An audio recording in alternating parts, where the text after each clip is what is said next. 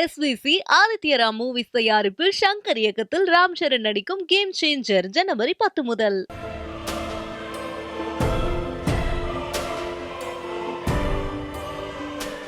மதராஸ் என்றழைக்கப்பட்ட இன்றைய சென்னை மாநகரம் எத்தனையோ மாற்றங்களை கடந்து வரலாற்றை சுமந்து நிற்கும் பல பழமையான கட்டிடங்களை கொண்டது.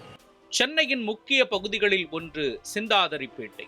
சின்ன தறிப்பேட்டையாய் இருந்து பிற்காலத்தில் சிந்தாதிரிப்பேட்டையாய் மாறிய பகுதி. மீன் மார்க்கெட், ரயில் நிலையம் என சிந்தாதிரிப்பேட்டைக்கு பல அடையாளங்கள் இருந்தாலும் அதன் மிக தொன்மையான அடையாளம் 177 ஆண்டுகள் பழமை வாய்ந்த சீயோன் ஆலயம். American board of commissioners of foreign missionary என்ற கிறிஸ்தவ அமைப்பினர் சிந்தாதிரிப்பேட்டையில் ஒரு ஆலயத்தை நிறுவ நினைத்தனர். அதன் பயனாக எழுந்ததுதான் சீயோன் ஆலயம்.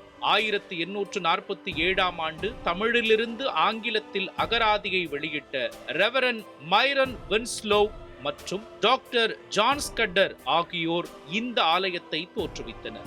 அமெரிக்க மிஷனரிகளால் கட்டப்பட்ட ஒரே ஆலயம் இதுவே ஆகும். இந்த சீயோன் ஆலயத்தின் 177வது ஆண்டு விழாவிலே உங்கள் அனைவரையும் வாழ்த்துவதிலே நாங்கள் திருச்சபையாக மகிழ்ச்சி அடைகிறோம். 1847 ஆண்டு இது உருவாக்கப்பட்டது.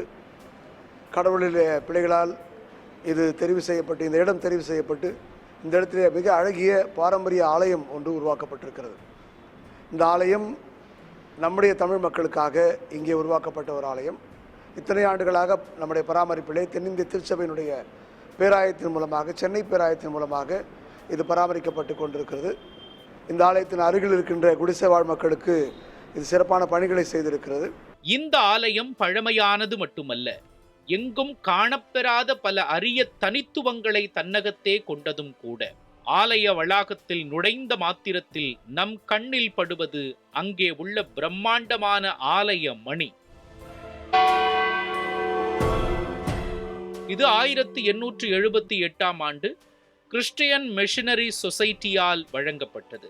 இது சென்னையில் உள்ள 2வது மிக பழமையான ஆலய மணி. ஆலயத்திற்குள் செல்ல செல்ல அழகிய வேலைப்பாடுகளை கொண்ட கதவுகளும் ஒலி கடந்து செல்லும் வண்ணங்களால் மின்னும் பண்டைய கால கண்ணாடிகளும் நம் கருத்தை கவரக்கூடியவை. இவை ஐரோப்பாவிலிருந்து வரவழைக்கப்பட்ட அழகிய கண்ணாடிகளாகும். அடுத்ததாக பலிபீடத்தின் இடது பக்கம் வைக்கப்பட்டுள்ள பிரம்மாண்டமான பைப் ஆர்கன்.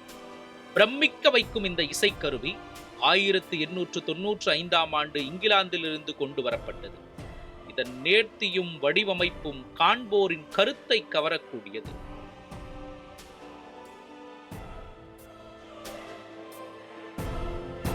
சீயோன் என்ற பெயர் 1958 சர்ச் ஆஃப் சவுத் இந்தியாவிடம் ஒப்படைக்கப்பட்ட பின்புதான் இந்த ஆலயத்திற்கு கிடைத்தது. இத்தகு புராதன விழுமியங்களை தன்னுள்ளே கொண்டு விளங்கும் சீயோன் ஆலயம் ஒரு வரலாற்று சின்னமாகவும் சென்னைக்கு அணி செய்கிறது. சீயோன் என்று இந்த ஆலயத்துக்கு பெயர். திருமறையிலே கூட கர்த்தர் சீயோனில் இருந்து உங்களை ஆஸ்வதிப்பார் என்ற ஒரு அருமையான வாசகம் உண்டு. ஏனென்றால் கடவுள் சீயோன் மலையிலே இருந்து எல்லாரையும் ஆஸ்வதிப்பதாக இஸ்ரேல் மக்கள் கொண்டிருந்த நம்பிக்கையின் அடையாளமாக திருமறையின் வார்த்தைகள் இதிலே பதிவு செய்யப்பட்டிருக்கிறது. ஆகவே இந்த ஆலயத்தினுடைய பெயரே மிக சிறப்புக்குரிய ஒன்று. கடவுள் இந்த சீயோன் மலையின் சிகரங்களிலிருந்து மக்களை ஆசிர்வதிப்பார், அது எல்லாருக்கும் போய் சேரும் அப்படின்ற மிகப்பெரிய ஆசீர்வாதமான ஒரு வாழ்த்து அதிலே உண்டு. ஆகவே அப்படிப்பட்ட வாழ்த்துக்களை மீண்டுமாக நாங்கள் சொல்வதில் மகிழ்ச்சி அடைகிறோம். காலம் எல்லாவற்றையும் புராதனமாக்கி பழமைப்படுத்தும் தன்மை கொண்டது. ஆனால் சில விஷயங்களுக்கு புத்துயிர் கொடுப்பதும் அதே காலம்தான். அந்த வகையில் 177 ஆண்டுகளை கடந்து சீயோன் ஆலயமும் வரலாற்று சிறப்புகளின் தொகுப்பாய் புதுப்பொலிவுடன் நம் கண்முன்னே கம்பீரமாக காட்சி தந்து கொண்டிருக்கிறது. நியூஸ் 7 தமிழ் செய்திகளுக்காக ஒளிப்பதிவாளர் பரசுராமனுடன் சலேத் ஸ்டெஃபி.